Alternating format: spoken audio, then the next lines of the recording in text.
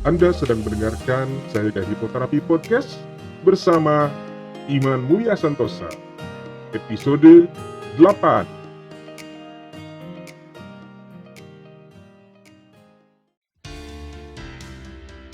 Selamat datang di serial audio podcast bersama Sayaga Hipnoterapi, institusi penyedia layanan hipnoterapi dan konseling profesional di Kota Bandung yang membantu penanganan berbagai masalah kesehatan, emosi dan perilaku yang mengganggu kualitas hidup.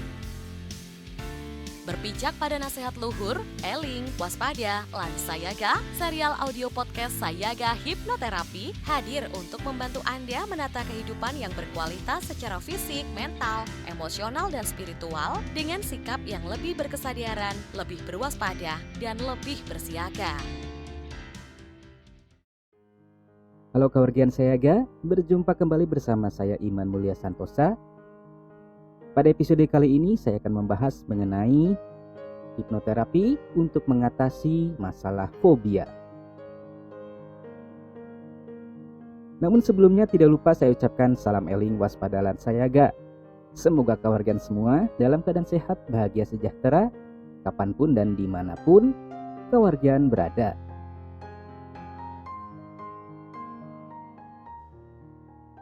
Baiklah keluarga sayaga, mari kita berbicara mengenai fobia. Fobia terbentuk ketika seseorang memiliki reaksi terhadap ketakutan yang berlebihan atau yang tidak masuk akal. Jika objek atau situasi yang mengakibatkan ketakutan tersebut adalah objek atau situasi yang bisa ditemukan sehari-hari, tentunya akan mengganggu kehidupan penderitanya, yang akan menahan mereka dari aktivitas yang ingin mereka lakukan dan dapat membuat penderita fobia secara mental terganggu. Perasaan takut merupakan respon alami, normal, dan sehat untuk menanggapi adanya bahaya. Respon tersebut adalah insting bertahan hidup atau survival instinct yang memang telah dirancang untuk membantu kita menghindari dan meloloskan diri dari situasi yang mengancam. Fobia dalam hal ini berbeda dengan ketakutan biasa. Fobia lebih intens dari ketakutan yang biasa dirasakan. Bagi sebagian orang bisa membuat mereka mengalami kecemasan atau serangan panik. Banyak fobia hadir di dalam pikiran bawah sadar. Dan fobia ini belajar bagaimana merespon bahaya yang akan datang.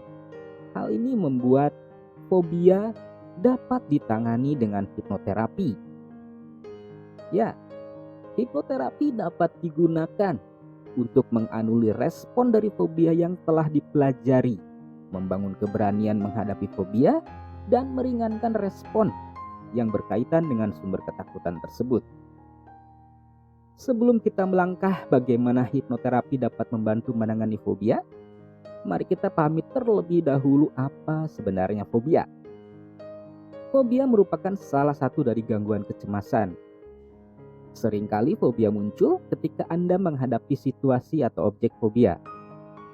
Namun, tidak jarang pula seseorang dapat mengalami fobia hanya dengan memikirkan situasi atau objek fobia. Ketika Anda menemukan sumber dari masalah fobia Anda, kemungkinan Anda akan mengalami ketakutan, gugup, atau cemas. Anda juga dapat mengalami gangguan ketakutan dan cemas secara fisik seperti pusing, berkeringat, jantung berdetak kencang, mual, gemetar, ataupun sakit perut. Jika sumber fobia bukanlah situasi atau objek yang bisa ditemukan sehari-hari, mungkin kehidupan Anda tidaklah terlalu terganggu.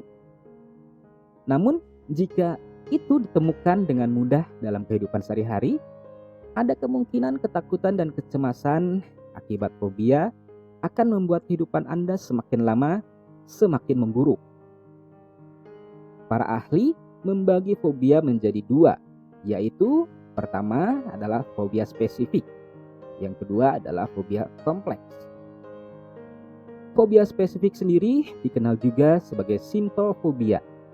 Penyebab fobia jenis ini lebih pada objek, situasi, binatang, atau aktivitas spesifik. fobia ini cenderung berkembang di masa remaja dan gejalanya akan menurun seiring bertumbuh dewasa. Contoh fobia yang bisa dikategorikan fobia spesifik adalah sebagai berikut. Yaitu pertama, fobia binatang atau hewan seperti laba-laba, cicak, kucing, atau kecoa.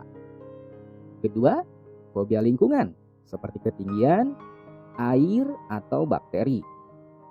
Ketiga, fobia situasional seperti terbang atau naik pesawat, berkunjung ke dokter gigi. Keempat, yaitu fobia tubuh seperti menerima suntikan atau melihat darah. Sedangkan fobia kompleks, fobia ini seringkali dapat dijumpai di keseharian dan berdampak lebih besar pada kehidupan penderitanya dibandingkan penderita fobia spesifik. Fobia kompleks memiliki kecenderungan berkembang di masa dewasa dan tumbuh dari kecemasan yang telah mengakar sangat dalam mengenai situasi atau keadaan tertentu. Untuk penyebab fobia sendiri, seiring dengan begitu banyaknya masalah yang harus dipikirkan oleh seseorang, fobia sangat jarang ditemukan dengan satu penyebab. Akan ada banyak faktor yang dapat menjadi penyebab fobia.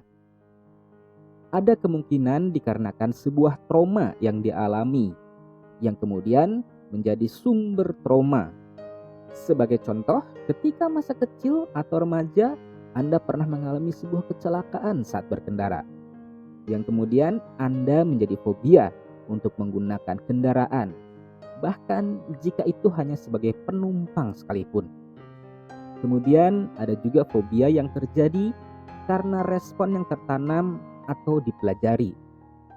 Contohnya, bayangkan ketika kecil ibu Anda berteriak begitu kencang ketika melihat laba-laba atau kecoa. Anda yang saat itu masih kecil secara tidak sadar belajar bahwa laba-laba atau kecoa adalah hewan yang berbahaya. Anda pun akan memiliki respon yang sama dengan ibu Anda ketika melihat laba-laba atau kecoa. Nah, ada juga beberapa peneliti menyatakan bahwa fobia bisa disebabkan oleh faktor genetik. Pernyataan ini dikarenakan adanya gangguan kecemasan yang diturunkan oleh salah satu atau bahkan kedua orang tua ketika seseorang terlahir. Dan seperti yang saya sampaikan sebelumnya, bahwa fobia merupakan salah satu dari gangguan kecemasan atau anxiety disorder. Kemudian juga kondisi kesehatan mental yang terganggu seperti depresi, kecemasan, stres jangka panjang dapat berkembang dan tumbuh menjadi fobia. Apapun penyebab dari fobia, yang paling penting untuk diketahui adalah fobia dapat disembuhkan. Jika Anda memiliki fobia dan merasa fobia tersebut menghambat atau mengganggu aktivitas hidup Anda, jangan ragu untuk mencari pertolongan. Hipnoterapi merupakan salah satu metode yang bisa diandalkan untuk mengatasi permasalahan fobia. Lalu, bagaimana hipnoterapi dapat membantu menangani permasalahan fobia? Sederhananya begini, fobia terbentuk di dalam pikiran bawah sadar, dikarenakan oleh adanya makna negatif terhadap memori dari sebuah peristiwa yang bisa berupa subjek ataupun situasi tertentu, yang membuat seseorang memiliki respon berlebihan atau respon yang tidak masuk akal ketika dihadapkan dengan subjek atau situasi tertentu tersebut. Nah, untuk menentukan penanganan fobia menggunakan hipnoterapi ataupun metode lainnya, hal yang harus dilakukan adalah mengenali gejalanya. Apakah itu sudah bisa dikategorikan sebagai fobia atau hanya ketakutan biasa? Ya, sebagai contoh, seseorang yang mengklaim bahwa ia mengidap fobia pada binatang, namun ketika dikonfirmasi ternyata ia merasa takut luar biasa pada harimau. Hal itu bukanlah termasuk fobia karena siapapun juga akan takut pada harimau. Beda jika Seseorang menyatakan takut luar biasa pada seekor cicak atau kecoa yang dapat membuat ia teriak histeris ataupun membeku atau freeze. Kasus ini baru dapat dikategorikan sebagai fobia. Nah, baiklah. Kita sekarang beralih pada proses hipnoterapi untuk mengatasi permasalahan fobia. Bagaimana proses hipnoterapi dilakukan dan apa saja tahapannya? Berikut adalah tahapan proses hipnoterapi untuk mengatasi permasalahan fobia. Dengan catatan, proses ini merupakan prosedur yang digunakan di tempat saya berpraktik di Sayaga Hipnoterapi. Tahapan yang pertama adalah menentukan formulasi masalah. Di tempat saya berpraktik, yaitu Sayaga Hipnoterapi, selalu menggunakan formula X, Y, Z untuk menentukan formulasi masalah, di mana X adalah respon saat ini, bisa berupa respon fisik seperti freeze atau membeku atau mematung, berlari, berteriak histeris, jantung berdetak kencang, pusing, mual, dan lain sebagainya. Ataupun respon emosi seperti takut, cemas, atau gugup. Sedangkan Y adalah situasi atau objek penyebab fobia.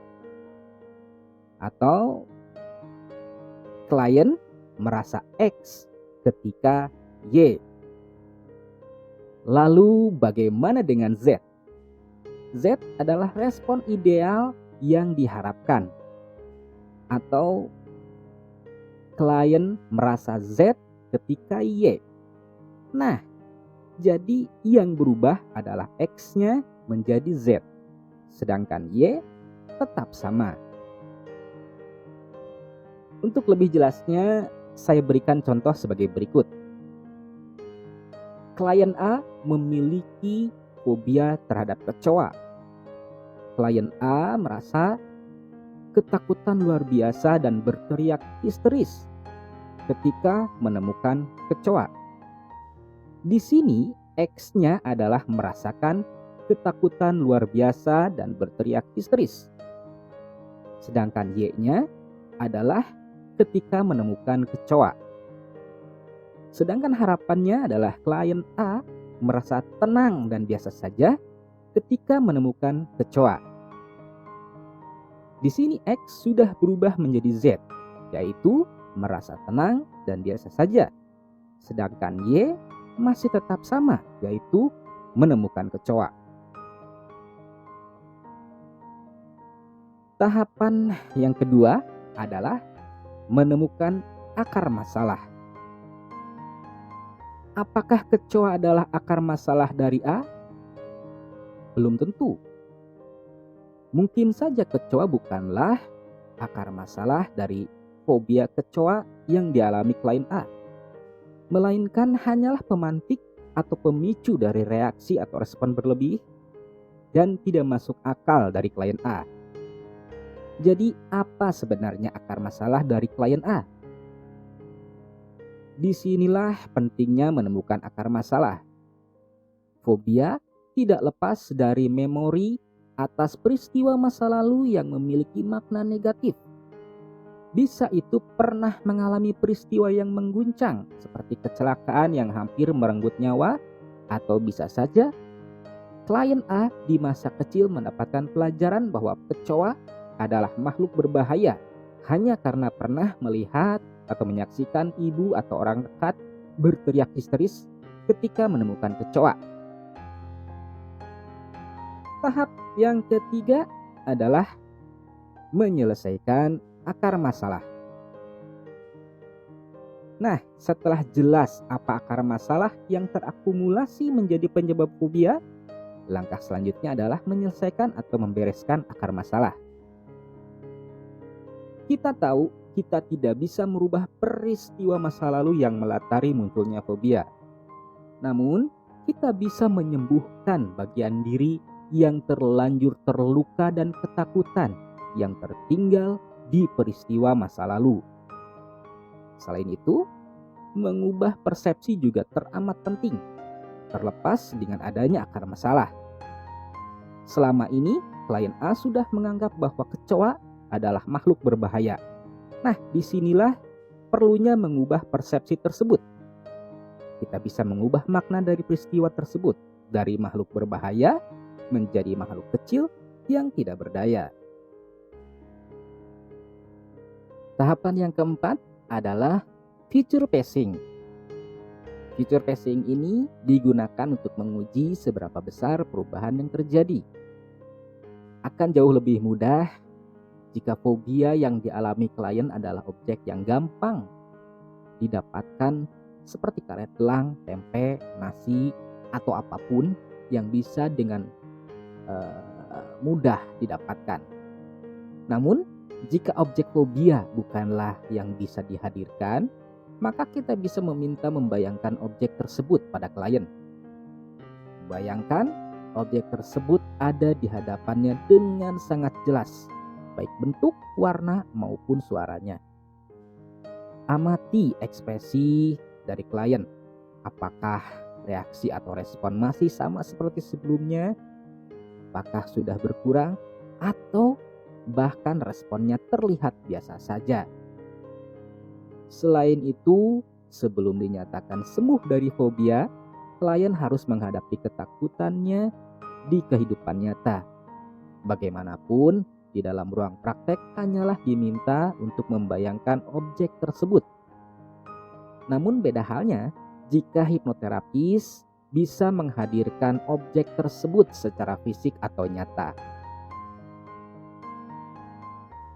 Nah, itulah tahapan bagaimana hipnoterapi bisa membantu menangani permasalahan fobia. Semoga bisa menjadi manfaat bagi keluarga semua. Serial audio podcast Sayaga Hipnoterapi menghadirkan inspirasi kehidupan yang diintisarikan dari berbagai keilmuan psikologi dan pengembangan diri yang juga diadaptasi dari kisah nyata para individu yang menjalani program terapi dan konseling bersama tim profesional dari Sayaga Hipnoterapi.